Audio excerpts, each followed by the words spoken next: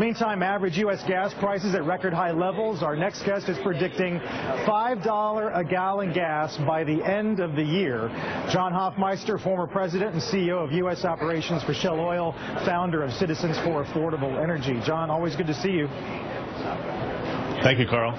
You've been pretty bullish on your forecast for gasoline. Some are now talking about an epic summer in terms of gas prices. What factors are in place that lead you to believe $5 is in the cards?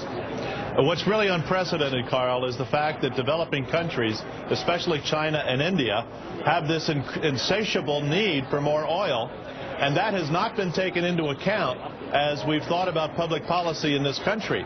So while we may be producing a bit more oil in this country, and while demand is down a bit, on a global basis, I'm afraid we face a continuing onslaught of prices creeping ever higher. I hope I'm wrong in this. I'd love to be wrong.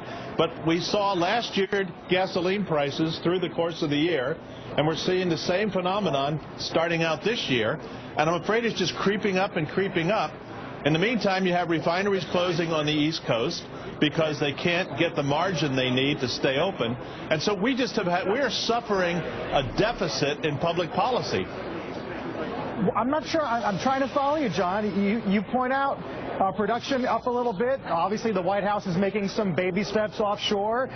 Today alone, the IEA cuts their demand forecast for 2012. That's not the recipe for higher prices. What is in there that's making it happen?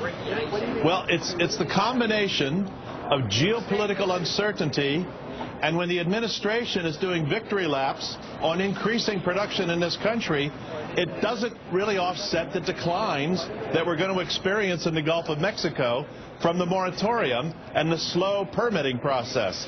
So when you do the net, and I realize the IEA is cutting its forecast, but it's still growing, isn't it? Demand is still growing.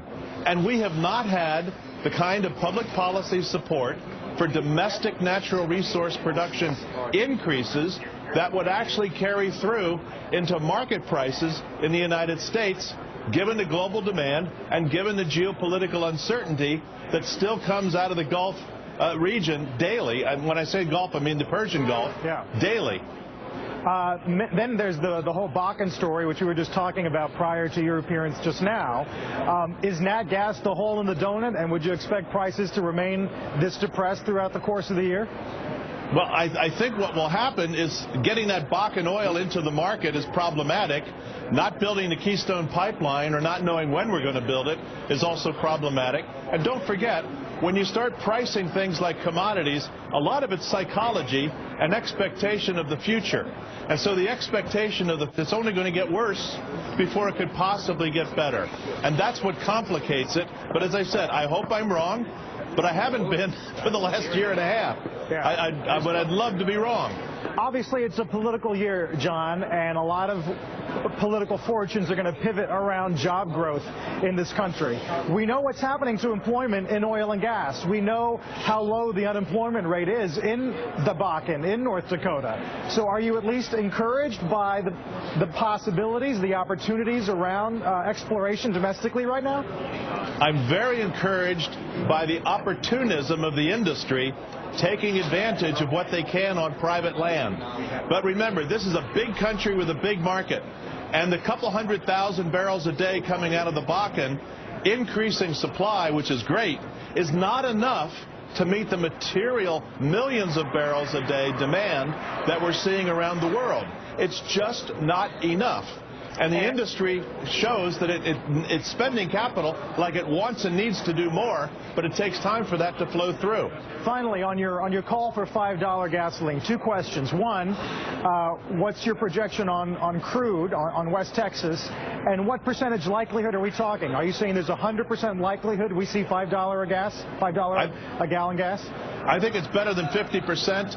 I think we'll see crude touching, West Texas crude, touching mid-teens to $120 a barrel sometime this year. John, we'll hold you to that and see if that forecast comes true. Have a good weekend. Always good to see you. Thank you. John Hofmeister joining us from Washington today. When we come back, the company known for sleek electric roadsters making its first SUV for the mass market. Do the big automakers have another competitor?